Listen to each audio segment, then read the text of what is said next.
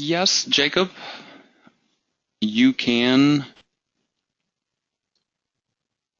do these categories on the sidebar, perhaps, instead of up at the top of your page. You actually can just completely remove the menu bar from your site if you would prefer, and you could instead use a sidebar. When I was going through all of the theme customization, basically any of the ways that I had set up the site um, where I wasn't using sidebars in my sidebar and layout section. You know, if you have a reason why you do want to use a sidebar instead, it is quite okay. There's nothing wrong with modifying the design of a site, at least to a certain extent. The one the one main thing that really would come to my mind having to do with completely removing the top menu and replacing it with only sidebar links is that it kind of can affect your search rankings as a result, just depending on the way you do it. Basically, the way you see a site is not necessarily the way a search engine is going to see a site. If you look at the source code of a page and actually look for the different elements that are on your page, like the title and the tagline here, the menu items, the content of my page, you can see that they do have a natural order to them, despite how it may look on the actual website.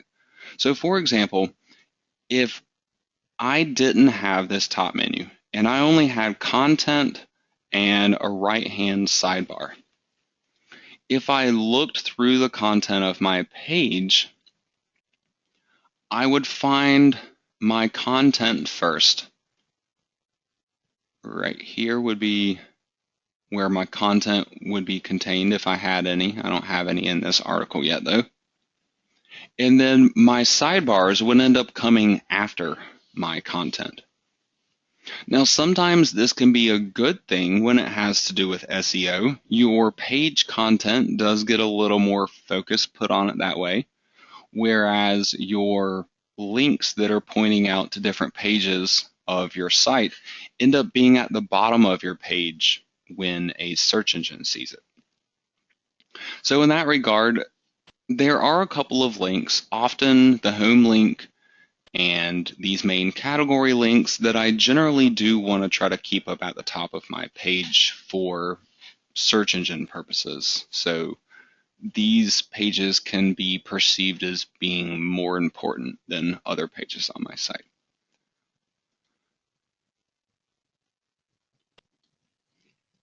But if you would like to maybe use both this one and the sidebar, there's certainly nothing wrong with doing something like that. The sidebar links, though, any extra links that you have on a page can drag down the search rankings of a page. The more incoming links you have can help to boost the rankings of a page. So that's how I'm making the home page and my category pages here more important, because all the pages on my site are going to end up linking back to them. Well, if you then have sidebar links, you basically have two links going to all these pages, although technically Google shouldn't really be counting more than one link for any given page.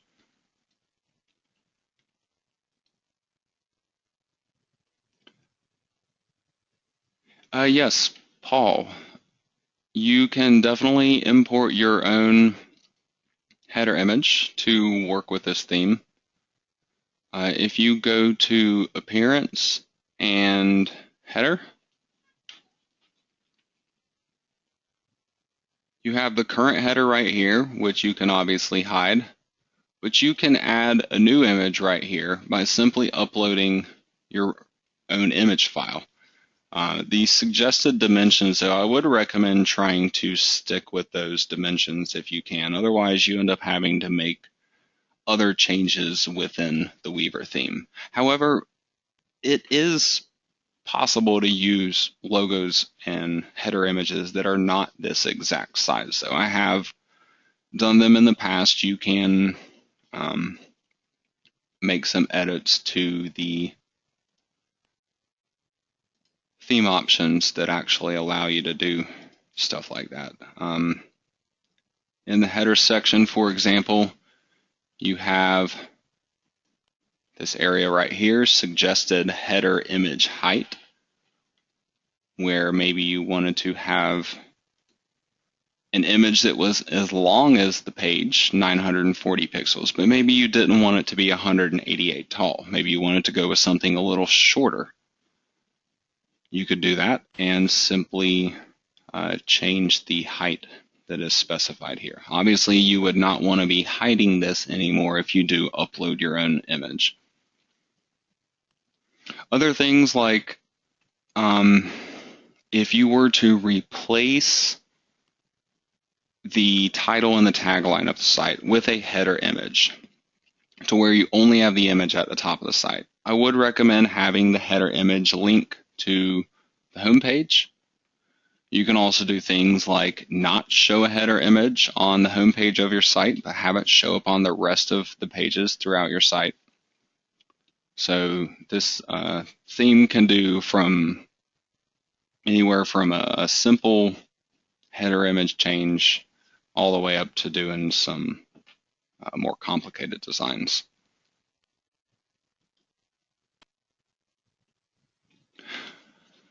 Jacob is asking, is there a limit to how many products you can add to this website? I'll answer that one first and then go on to the second part. There is no limit on how many products you could add to a site like this. With WordPress, you'll be able to create as many posts or as many pages as you want to. However, I do recommend initially starting off with a 20-page website. My particular site, these 5 pages right here will really be the only pages on my site where I'm going to have any kind of advertising. All the rest of the pages are going to be informational content geared towards getting me search rankings, bringing traffic into my site, and then helping to funnel the traffic along to my product pages.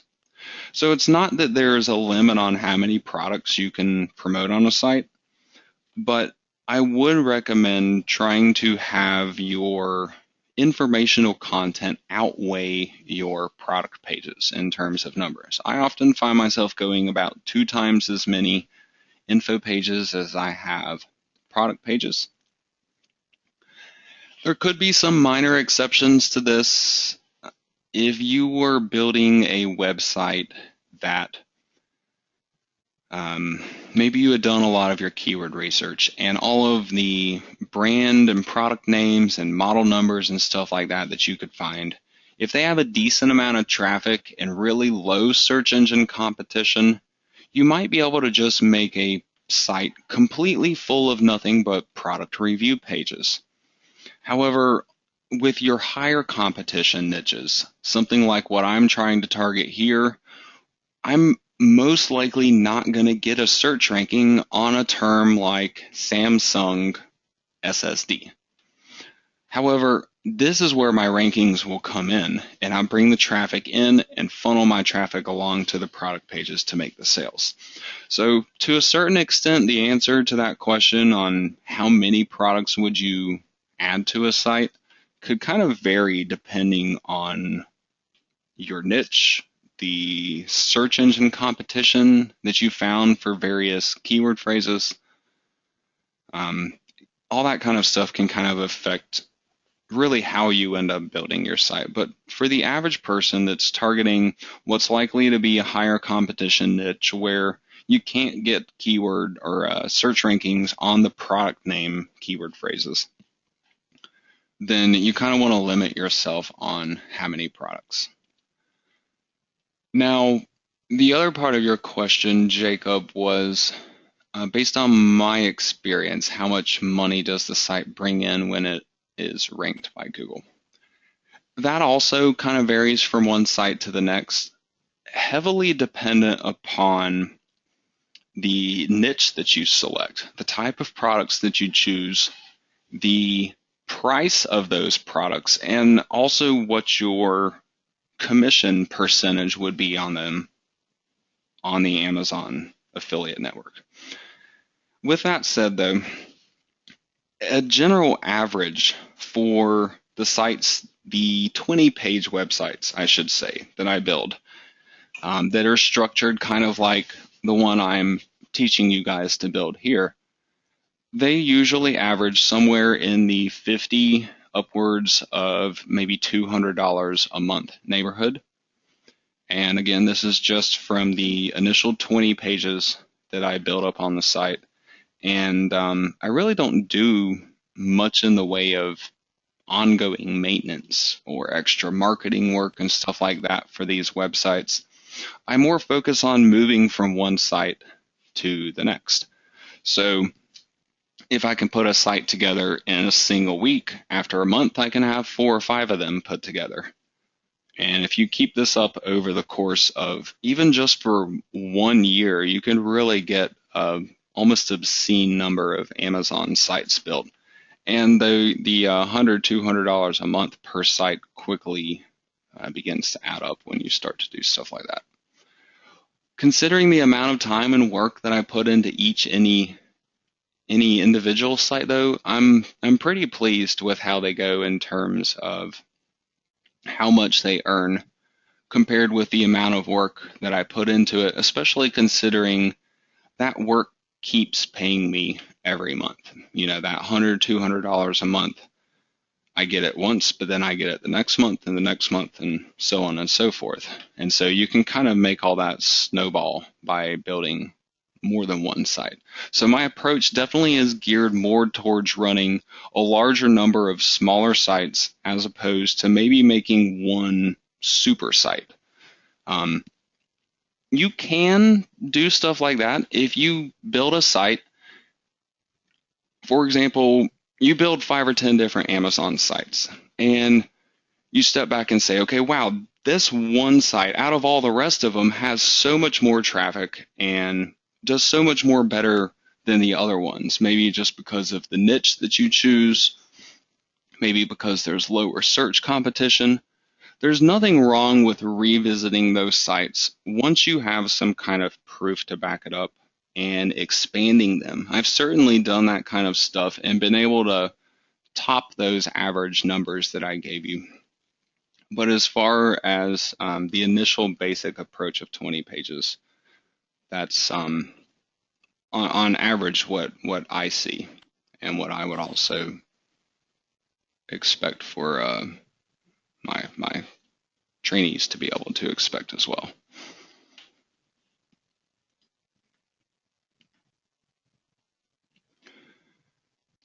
Are there niches that you recommend for us to do? There's no one predefined niche that is better than another one. However, if I had to summarize what kind of niche you should go after, I can summarize that into a single word for you with saying hobbies. Hobbies of any kind, whether they're super, super popular hobbies or more of your strange, less common type of hobby, you're still going to have a pretty decent audience for any of those when you're dealing with the entire internet. And hobbies are also things that people will generally purchase more frequently online. I know for me, when it comes to my online buying habits, my purchases are usually for a couple of specific reasons. And one of those is definitely hobby related. If there's something that I'm into Personally, I obviously do a lot of computer stuff. Even in my spare time for non-work related things, I enjoy computers. I play the electric guitar. I like flying remote control aircraft and things of that nature. So, when it comes to me wanting to purchase something for myself, I'm generally end up doing that online. A lot of the more specialty kinds of hobbies that I might have, I can't find those products in local retail stores. And even if I could, Amazon often has a better price for them. So I know I'm not the only one when it comes to that type of thing. Other people do the same type of thing with their own hobbies. Beyond my hobbies, the other most common thing that I will be buying for online would be gifts.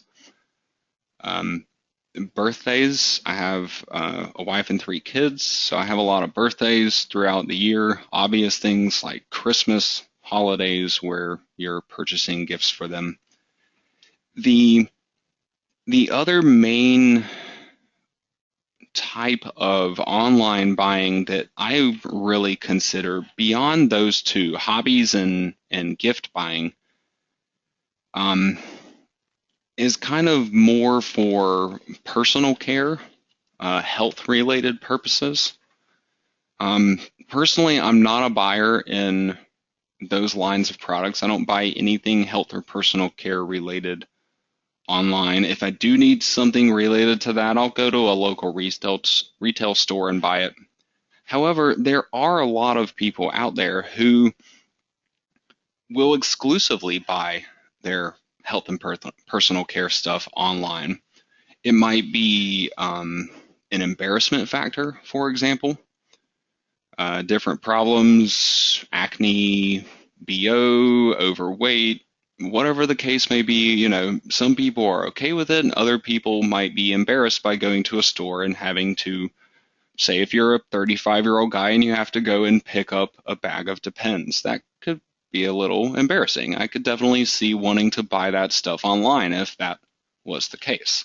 So those are kind of the 3 main areas, at least in the general terms, that I believe the most sales are happening online, things that I've seen from my own personal experiences with running my own sites, and also things that I hear from other fellow Amazon affiliates and even just other affiliate marketers in general outside of the Amazon niche. Those are kind of your 3 main areas to pursue. But again, get specific with your niche selection there. Don't just pick something like hobbies in general. You can't cover all hobbies on a single website. You could easily have thousands of different websites, each covering one specific hobby or even a minor aspect of a hobby. For example, one of my hobbies I mentioned, computers. I'm building a site just about solid state hard drives. Well, there's probably 10 different components in a computer that are fairly high priced, and I could create a site about each one of those different components if I wanted to. So that's kind of getting into the more specific, narrowed down niche selection. That's really what I recommend to go after.